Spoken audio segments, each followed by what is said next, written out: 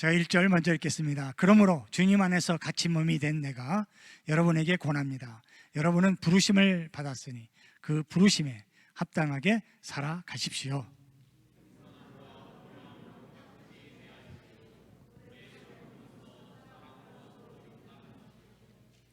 성령이 여러분을 평화의 뜰로 묶어서 하나가 되게 해주신 것을 힘써 지키십시오.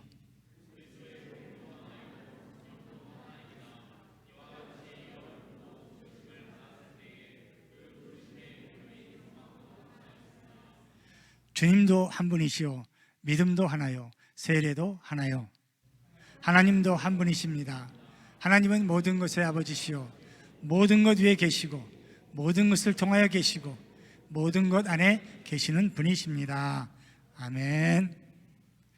자리에 앉으시기 바랍니다. 시편 34편 8절 말씀으로 오늘 말씀을 시작하겠습니다. 시편 기자가 이렇게 말씀하죠. 너희는 여호와의 선하심을 맛보아 알지어다. 그에게 피하는 자는 복이 있도다 했습니다. 사랑하는 여러분, 하나님께 피하는 사람에게 복이 있는데 그 복이 무엇입니까? 하나님의 선하심을 맛보아 알 수 있는 복이죠. 하나님의 선하심을 직접 체험할 수 있는 그런 복이 하나님께 피하는 사람에게 임할 줄을 믿습니다. 사랑하는 우리 성도 여러분, 오늘도 주님께 피하셔서 그 선하심을 마음껏 맛보시고 차고 넘치게 받으셔서 이웃에게도 나누어 주실 수 있는 그런 복의 통로들이 다 되시기를 주님의 이름으로 축복합니다. 여러분들은 그런 선하심을 맛보아 알 수 있는 그런 성도들인 것을 제가 믿습니다. 선하심을 맛보아 아는 것은 그러니까 어제 일로 내가 그 추억을 가지고 신앙생활 하는 게 아니라는 거죠. 내일 내가 형편이 되고 시간이 되면 하나님께 내가 다 지쳐서 내가 할 수 없을 때 가는 게 아니라 바로 오늘 이 시간, 오늘이라고 하는 이 시간에 내가 하나님께 피한다는 거예요. 그렇죠? 그래서 사랑하는 여러분, 오늘 이 시간 하나님께 피하는 자의 복이 우리 모두에게 임할 수 있기를 간절히 소원합니다. 이것이 참 신앙인의 모습이에요. 오늘을 사는 신앙인이에요. 오늘 내가 주님을 따라야 됩니다. 오늘 본문 말씀은 에베소서 4장인데요 하나님의 부르심을 입은 성도라면 오늘이라고 하는 이 시간을 어떻게 살아야 하느냐라고 하는 것을 말씀해 주고 계세요. 하나님의 부르심을 받은 성도답게 사는 길이 무엇인가를 오늘 말씀하고 계십니다. 구체적으로 우리에게 말씀하세요. 진리는 고상한 말의 잔치가 아니잖아요. 진리는 공허한 무슨 과학 이론, 사회 이론이 아닙니다. 진리는 내 삶 속에서 나의 손과 발로 나타내는 하나님의 언어가 진리입니다. 가장 실제적인 삶으로 드러날 수 있는 진리가 예수 그리스도 길이요 생명이신 예수님이 아닙니까? 그러므로 오늘 본문 말씀 1절에서 사도 바울이 이렇게 얘기할 때에 그 주님 안에서 갇힌 몸이라고 말하는 것은 내가 그 진리이신 예수님을 위해서는 감옥에도 내 육신이 갇혀 있지만 그게 문제가 아니라 나는 그리스도 안에 스스로 나 자신을 가두어두고 있는 사람이다. 주님만을 위해서 사는 사람이 되었다. 그러니까 내가 진리를 아는 것과 내가 진리를 선포하는 것뿐만 아니라 나는 그 진리를 내 삶 속에서 내 삶으로 지금 살아내고 있다. 그런 말씀이에요. 그리스도 안에 갇힌 나 바울은 그런 뜻입니다. 그러니까 오늘 바울이요 에베소 교회에 편지를 쓰면서 내가 이렇게 진리를 살아내고 있는 것처럼 에베소 교회 성도님들도 나의 이 말을 감옥에 갇혀서 지금 당신들에게 전한 이 말을 정말 귀담아 들었으면 좋겠습니다. 진지하게 이 말씀을 듣고 나와 함께 이 진리를 살아냅시다 라고 하는 그런 말씀입니다. 여러분, 중요한 것은 여기에 보면 부르심을 받았다는 거예요. 부르심을 받았다. 저희 여러분들이 오늘 이 자리에 하나님의 부르심을 받지 않았다면 나올 수 있었을까요? 없었을까요?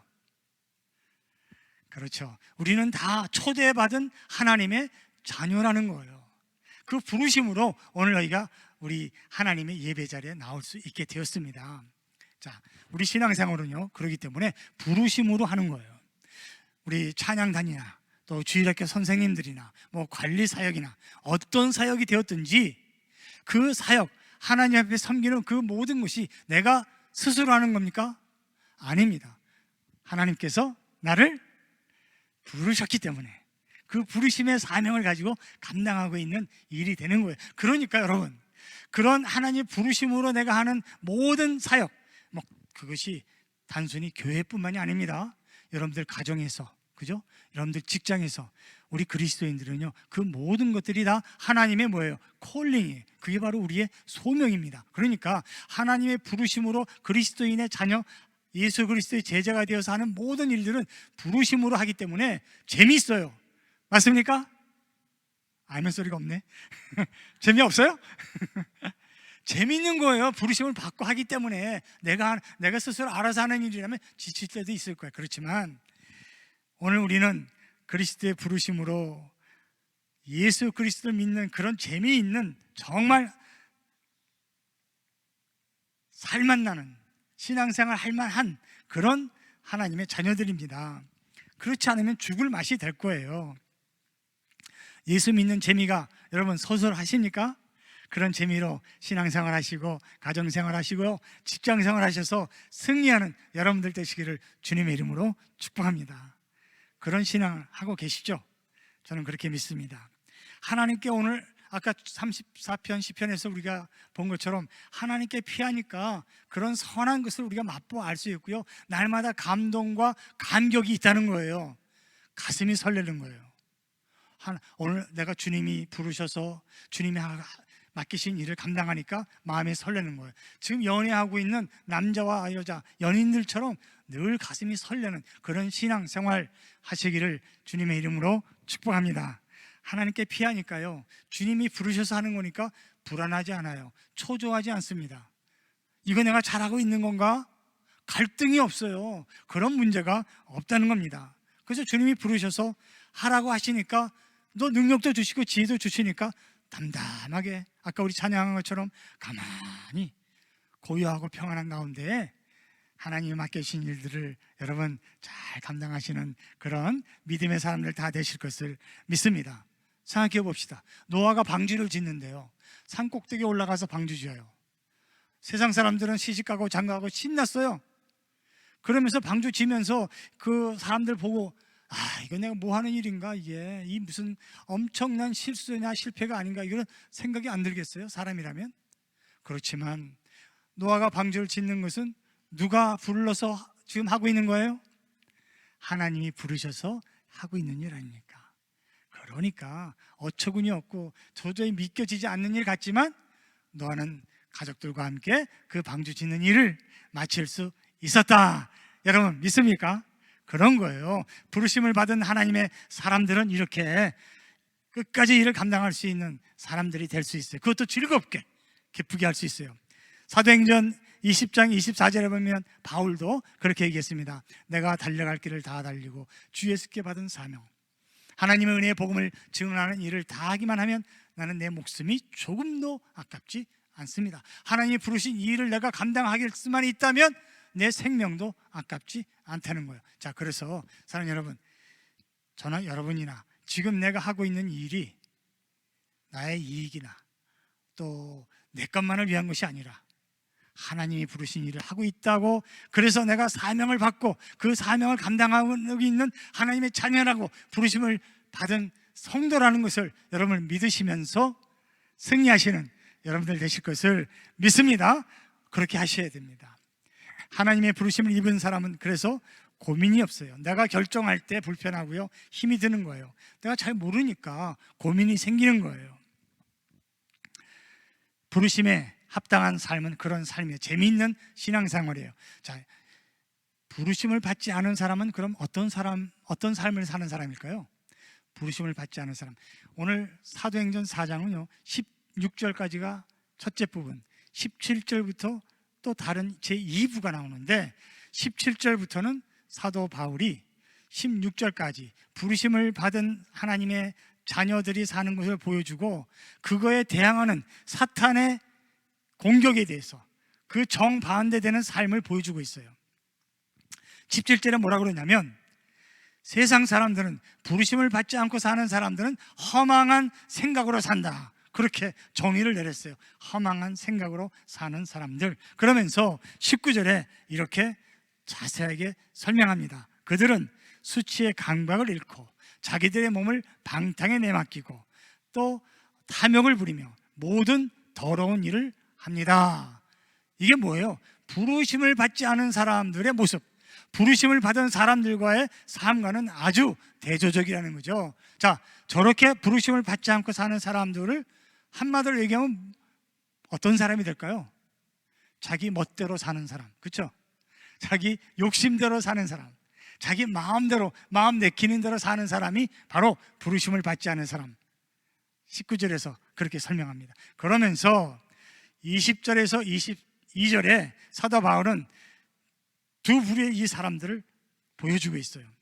20절에서 22절에서 이렇게 합니다. 사도행전 22절에서 여러분은 지난날의 생활 방식대로 허망한 욕정을 따라 살다가 썩어 없어질 그 옛사람을 벗어버리고 마음의 영을 새롭게 하여 하나님의 형상을 따라 참 의로움과 거룩함으로 지으심을 받은 새 사람을 입으십시오. 자, 우리 너무나 잘 아는 말씀이에요. 옛사람과 새 사람이 여기서 이렇게 구분된다는 거예요. 새 사람은 누구예요? 하나님의 부르심을 입은 사람. 부르심을 입지 않은 사람은 뭐예요? 옛사람.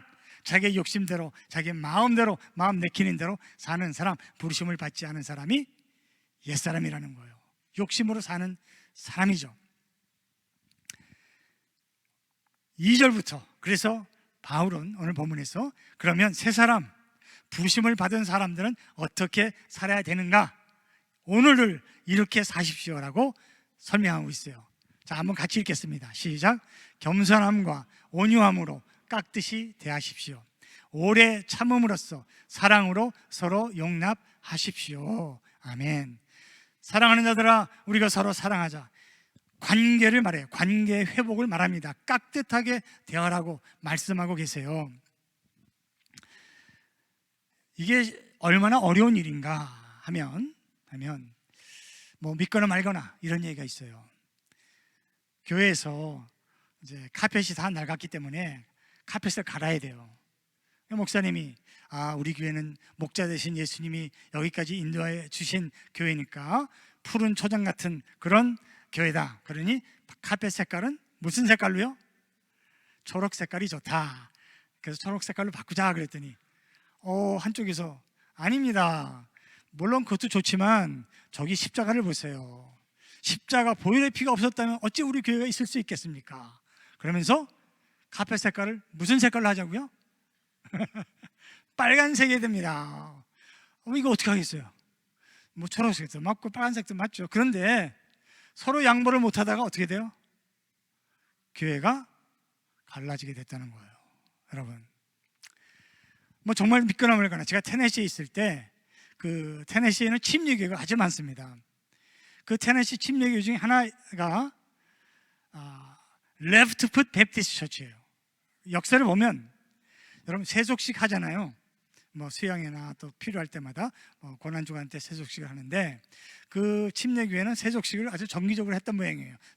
성찬예식 같이. 근데 누가 말하지도 않았는데 어느 주일날 세속식을 하는데 갑자기 오른발을 먼저 씻어야 되느냐 왼발을 먼저 씻어야 되느냐 그 질문이 생겼다는 거예요. 그래갖고 서로 이제 옥신각신 논란을 벌이다가 오른발을 먼저 씻어야 된다, 왼발을 먼저 씻어야 된다는 사람들이 서로 같이 의견을 모으지 못한 거예요. 그래서 어떻게 했어요? 왼발을 씻어야 된다는 사람이 교회를 나가서 따로 교회를 세웠다는 거예요.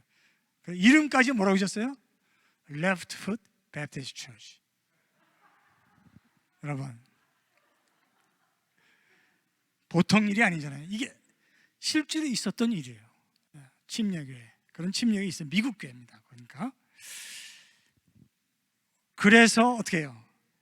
그래서 우리 성도들 간의 관계 회복을 위해서는 예수님의 마음이 뭐예요? 내 마음은 겸손하고 온유하니 나에게 와서 배우라 말씀하신 것처럼 겸손이 또 온유가 제일 먼저 나올 수밖에 없다는 거죠. 자, 그럼 겸손은 과연 뭘까요? 뭐 시간이 없어서 일일이 깊이 들어갈 수는 없지만 한마디로 얘기하면 이겁니다. 겸손은 나는 못합니다, 나는 안 됩니다, 자기를 막 깎아내리고 스스로 자기를 비하시키는 그런 게 겸손이 아니라, 겸손은 하나님의 마음으로, 하나님의 시선으로 나 자신과 이웃을 바라보는 마음이 겸손이에요. 그러니까 겸손하다고 하는 것은 감사하는 마음이 저절로 나올 수밖에 없는 마음이 겸손이에요. 나를 바라봐도 감사, 이웃을 바라봐도 감사해요. 나같이 비천한 사람이 하나님의 부르심을 받았다, 감사하죠. 그렇죠? 하나님의 시선으로 바라보니까 그런 마음이 생기는 거예요.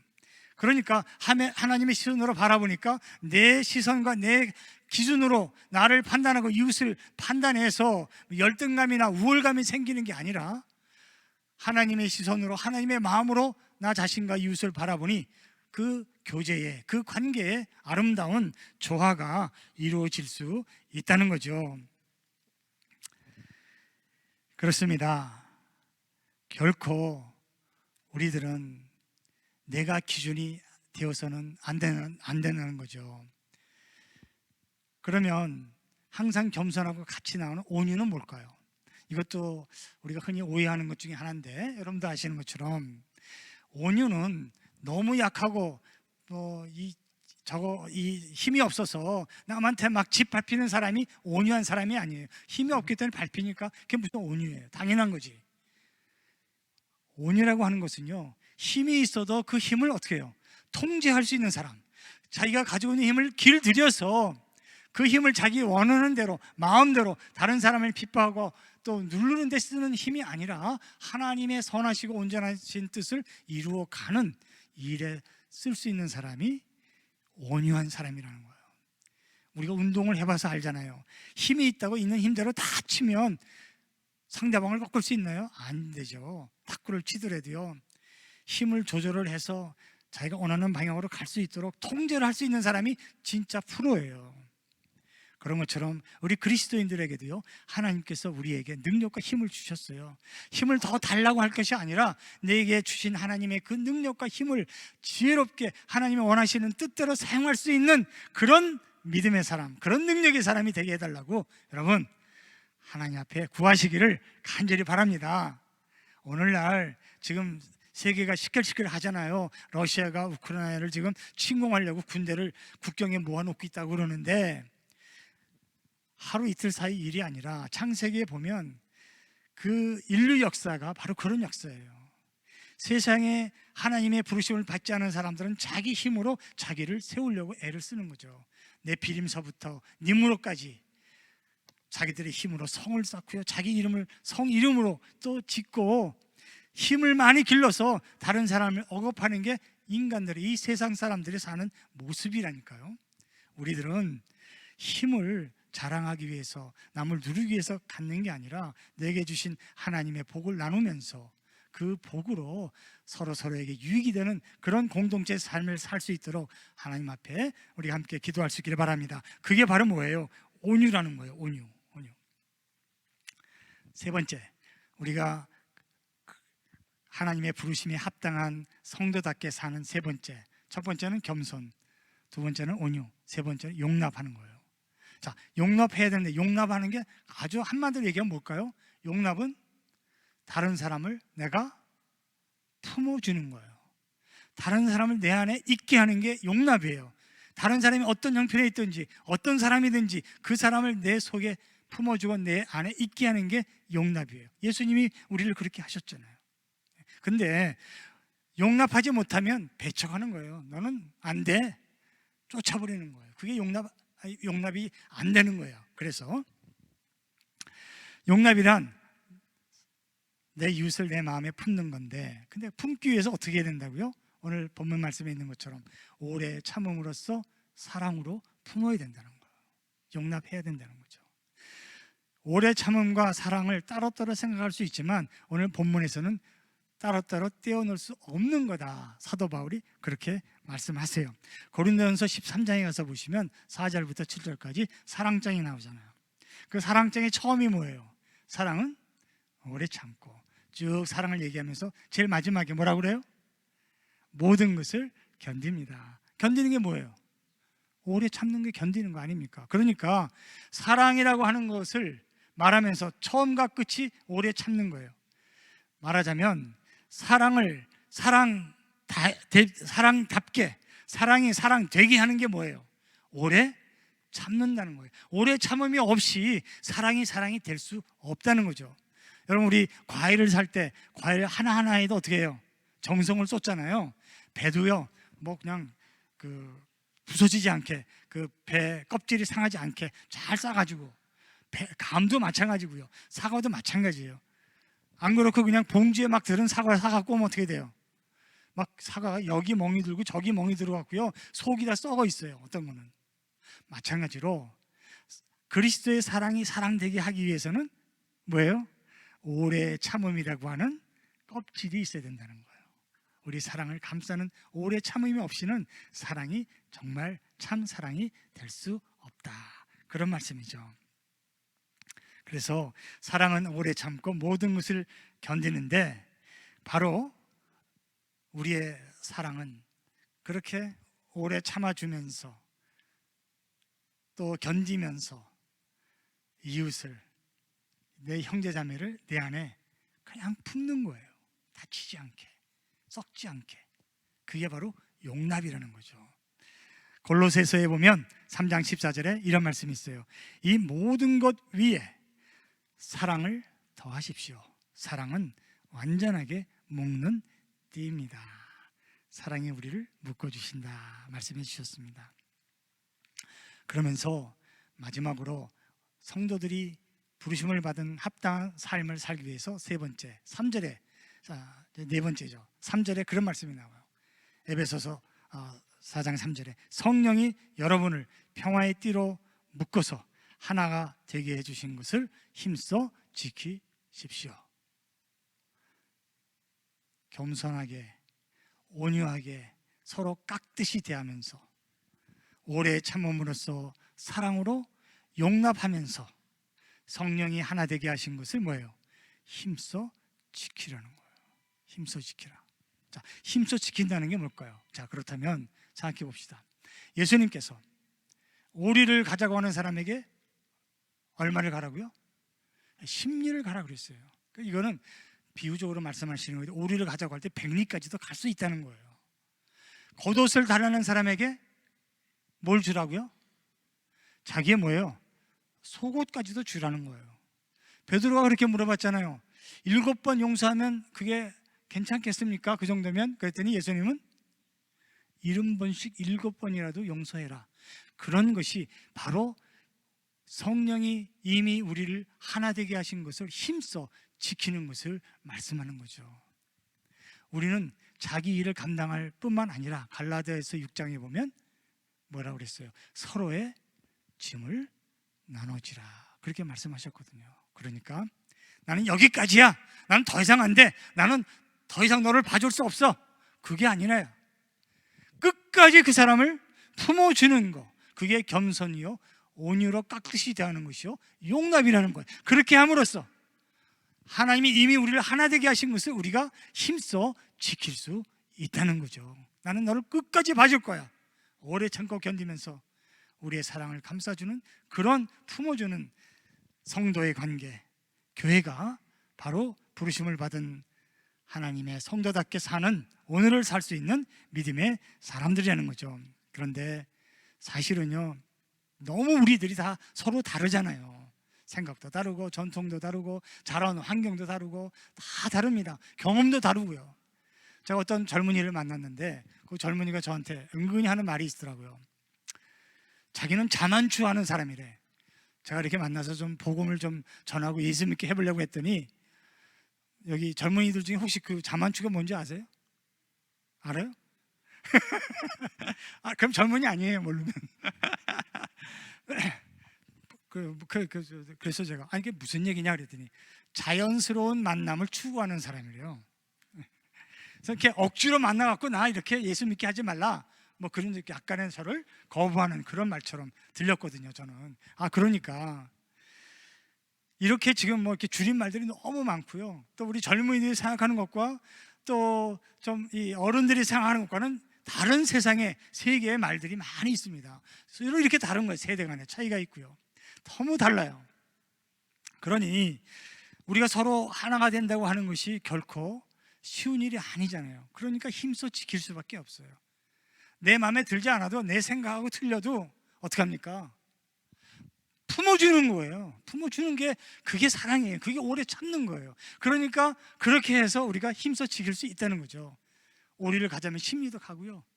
걷어 달라 그러면 속까지 다 벗어주는 그런 품어줌, 그런 사랑이 우리를 하나 되게 할 수 있다는 거죠.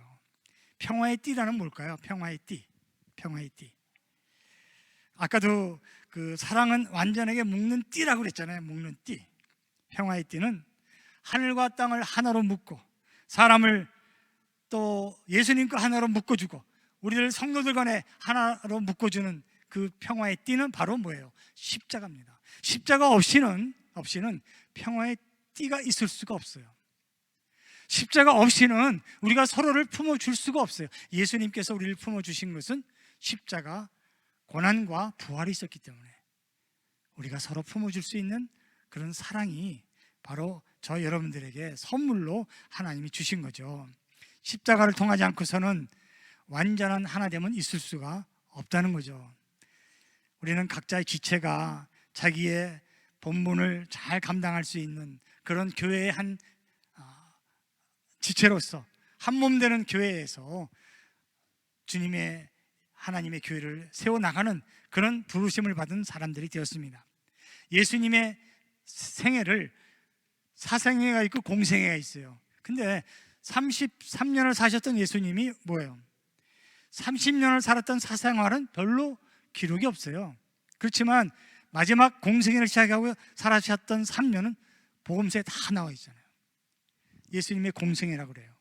그리고 뭐 이런 정부의 관리로 일을 하거나 아니면 특별히 목회자를 두고 사는 말 중에 무슨 얘기가 있어요? 공적인 사람이다 라고 얘기하잖아요.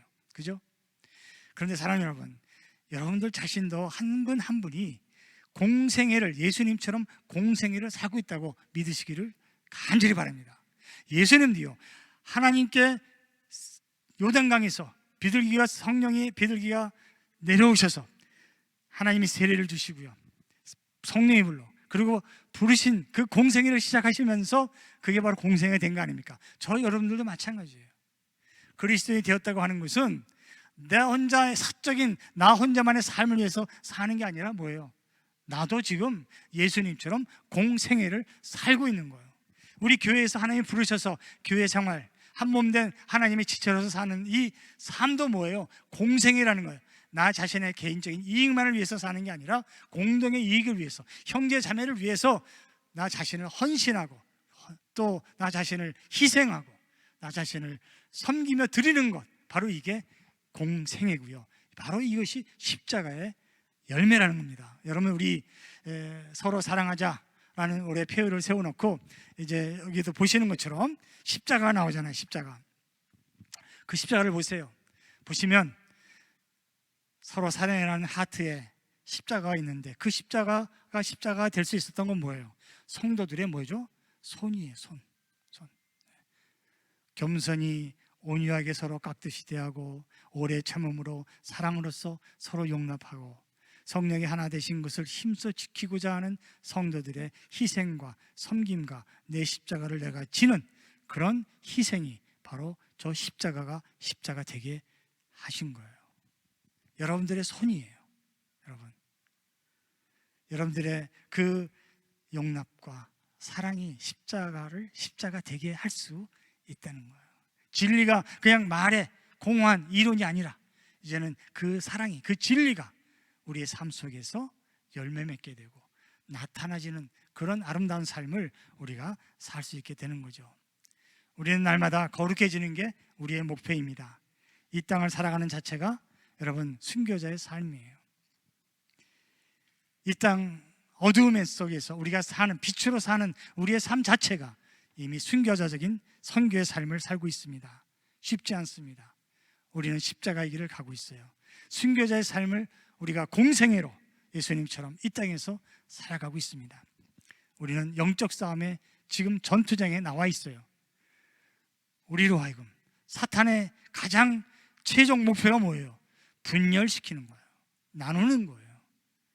그 사탄과의 대적에서 영적 전투로 지금 싸우고 있어요. 뜨겁게 더 기도하면서, 더 섬기면서, 더 희생하면서 주님께 피하는 자에게 하나님의 선하심을 맛보아 할 수 있는 그런 놀라운 하나님의 역사를 우리가 기대하면서 오늘도 우리는 그렇게 하나님의 부르심을 받은 성도답게 살아가고 있다는 거예요. 오늘 금주의 말씀이 뭐예요? 야고보서에 나오지만 위에서 오는 지혜를 말씀하잖아요. 세상의 지혜가 아닙니다. 위에서 오는 지혜는 뭐예요?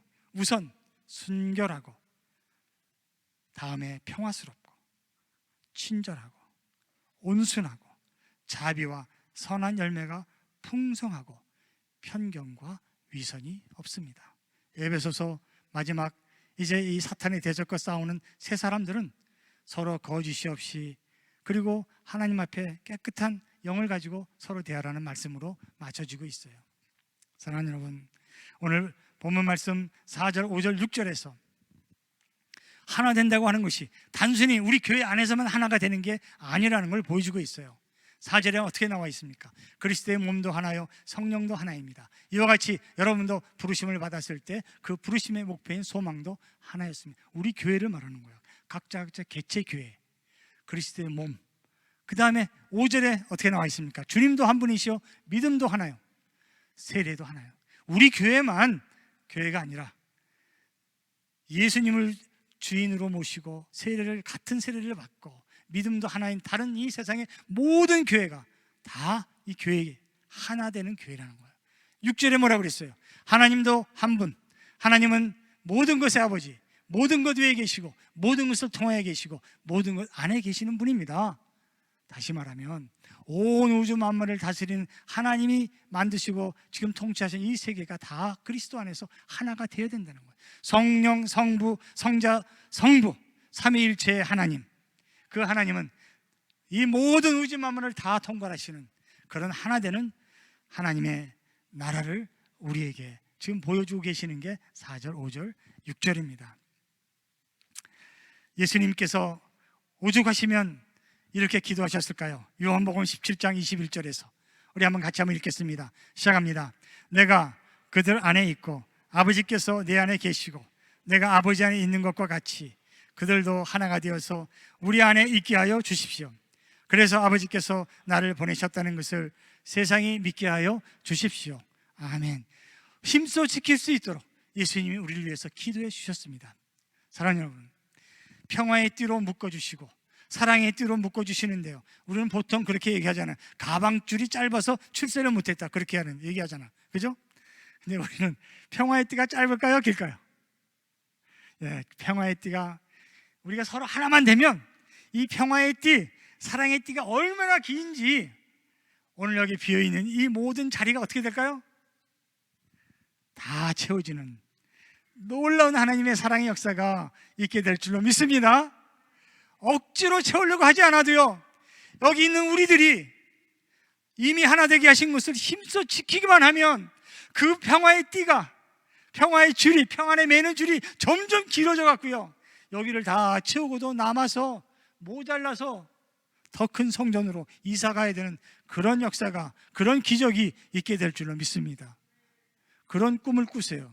하나님은 그런 비전을 우리에게 주셨어요. 이 아름다운 성전이 지금 앞으로 채워질 수 있는 그런 하나님의 성도들로 지금 오고 있다고 하는 것을 여러분 믿으시기를 주님의 이름으로 축복합니다. 그걸 믿으면서, 그걸 바라면서, 기도하면서 오늘 우리는 하나님의 부르심을 받은 성도답게 살면 되는 거예요. 할렐루야. 제가 이 시를 참 좋아합니다. 근데 도종한 시인의 시가 하나 있어요. 담쟁이라고 하는 시인데, 저것은 벽, 어쩔 수 없는 벽이라고 우리가 느낄 때, 그때 담쟁이는 말없이 그 벽을 오른다. 물 한 방울 없고 씨알 한 톨 살아남을 수 없는 저것은 절망의 벽이라고 말할 때 담쟁이는 서두르지 않고 앞으로 나간다.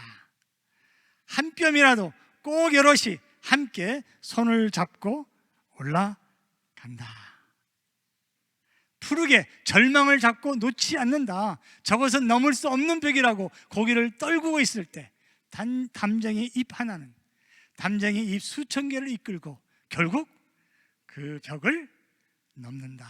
사랑하는 여러분, 한 시인이 이렇게 노래할 수 있었다면 정말 그리스도 안에 있는 우리들은 못할 게 뭐가 있겠어요.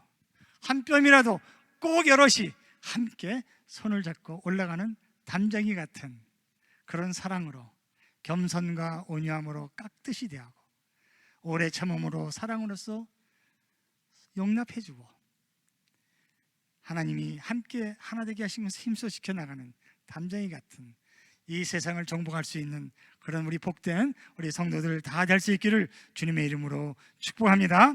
우리 함께 찬송하겠습니다. 십자가 그 사랑. 정말 십자가 그 사랑으로 다시 한번 우리 앞에 일어나서 우리 찬송하겠습니다.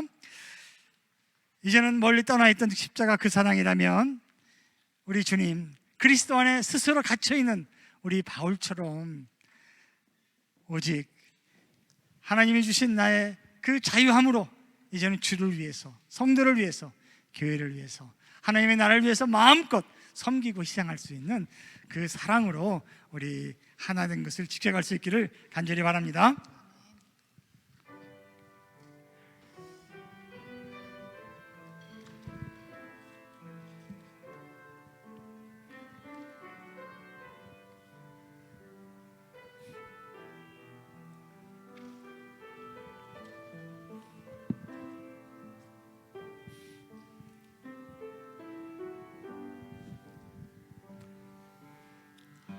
십자가 그 사랑 멀리 떠나서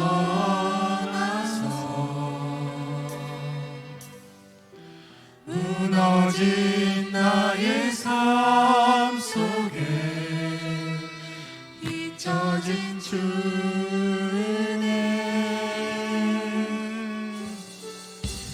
돌 같은 내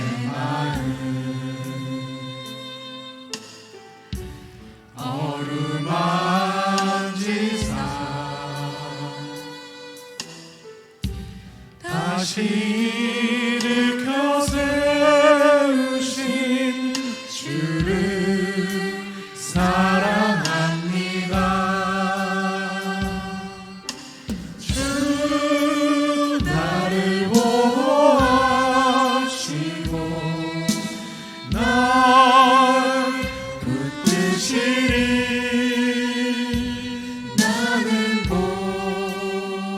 외롭고 정의라 주님의 자녀라. 주 너를 보호하시고 널 붙드시리. 너는 외롭고 정의한 주의 자녀라. 십자가 그 사랑. 십자가 그 사랑 멀리 떠나서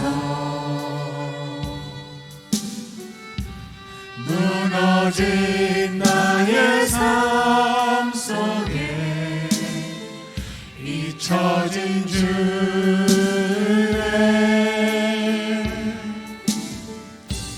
돌 같은 내 마음 어루만지사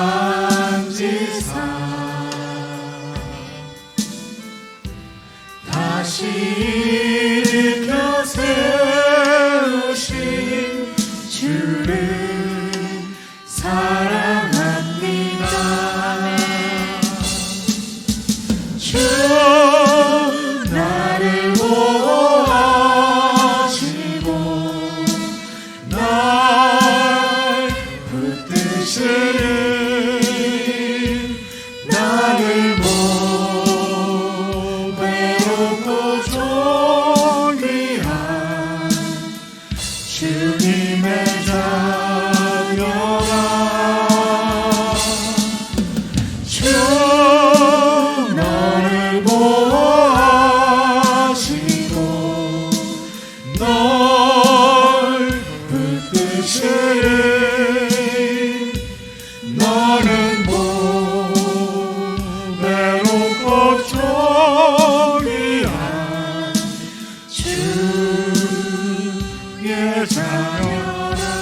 지나간 일들을 기억하지 말고 지나간 일들을 기억하지 않고 이전에 난 모든 일 생각지 않으리